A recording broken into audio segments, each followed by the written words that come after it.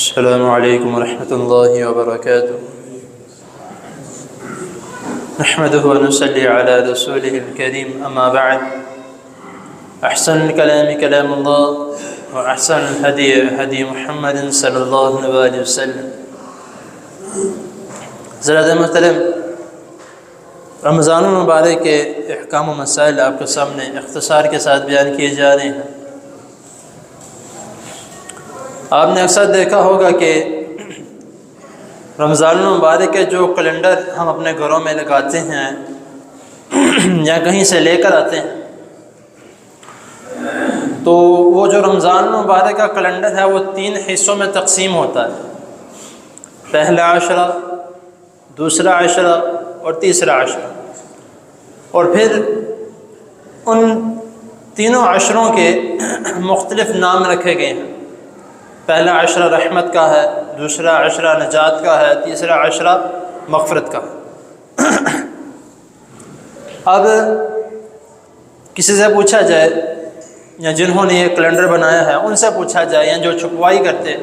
ان سے پوچھا جائے کہ بھئی آپ نے جو اپنے کیلنڈروں کے یہ تقسیم آپ نے اس میں کی ہے، پہلا عشرہ، دوسرا عشرہ، تیسرا عشرہ، اس کا کوئی ثبوت یا کوئی ریفرنس آپ کے پاس موجود ہو جس کے متعلق نبی کریم صلی اللہ علیہ وسلم نے یہ فرمایا ہو کہ اس طرح سے جو ہے وہ دعاؤں کی اور جو مہینوں کی اور دنوں کی ترتیب دینی ہے؟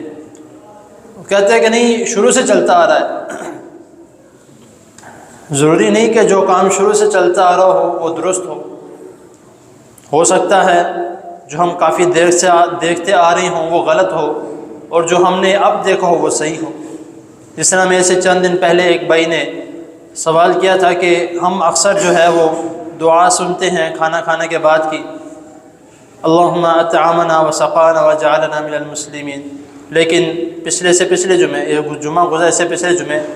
سلیم اللہ صاحب نے ایک دعا بتلائی تھی، تو وہ ان کے لیے نئی دعا تھی۔ تو اسی طرح کئی باتیں جو ہیں وہ پرانی ہم کچھ اور سنتے ہیں، جب کوئی نئی بات سنتے ہیں تو ہم کہتے ہیں یہ تو نئی ہے، وہ نئی نہیں ہوتی، ہمیں تب پتہ لگی ہوتی۔ تو اب 3 حصوں میں ہم نے اس مہینے کو تقسیم کیا ہے، اور تینوں حصوں کی ہم نے الگ الگ دعا جو ہے وہ منتخب کی ہوئی ہے۔ سب سے پہلی دعا جو ہے، جس میں پہلا عشرہ میں نے کہا کہ ہم نے لکھا ہوتا ہے پہلا عشرہ رحمت کا، اس کے لیے ہم نے دعا منتخب کی ہوئی ہے رب اغفر وارحم وانت ارحم الراحمین۔ پھر دوسرا جو عشرہ ہے وہ آتا ہے نجات کا، اس کے لیے ہم نے دعا منتخب کی گئی ہے رب استغفر اللہ ربی من کل ذنب واتوب الیہ۔ تیسرا عشرہ جو ہے جس کو ہم کہتے ہیں مغفرت کا، اس میں ہم نے دعا جو ہے جو احادیث میں بھی آتی ہے اللہم انک عفو تحب العفو فاعف عنی۔ اب ان تینوں احادیث میں ایک دعا جو ہے وہ حدیث سے ثابت ہے،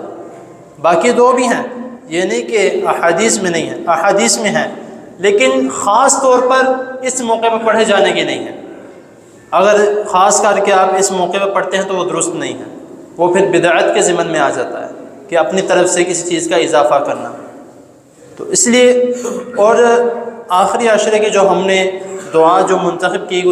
ہوئی ہے اللہم انک عفو تحب العفو فاعف عنی، یہ بھی مکمل عشرے کی دعا نہیں ہے۔ سنن ابن ماجہ میں حدیث موجود ہے، حدیث نمبر 3850 میں 3850، آپ جا کے دیکھیں گے تو اس میں ہے کہ رسول اللہ صلی اللہ علیہ وسلم سے ہماری ماں حضرت عائشہ رضی اللہ تعالی عنہا نے سوال کیا تھا کہ اللہ کے رسول صلی اللہ علیہ وسلم اگر میں لیلۃ القدر پا لوں تو میں اس میں کیا مانگوں؟ تو رسول اللہ صلی اللہ علیہ وسلم نے یہ دعا بتلائی کہ یہ دعا مانگو۔ تو اس کا مطلب کیا ہوا کہ جو طاق راتیں ہیں 21، 23، 25، 27، 29، ان 5 طاق راتوں میں یہ دعا خاص طور پر پڑھی جانی چاہیے۔ اب یہاں پہ اس کا خاص ہمیں ثبوت مل گیا،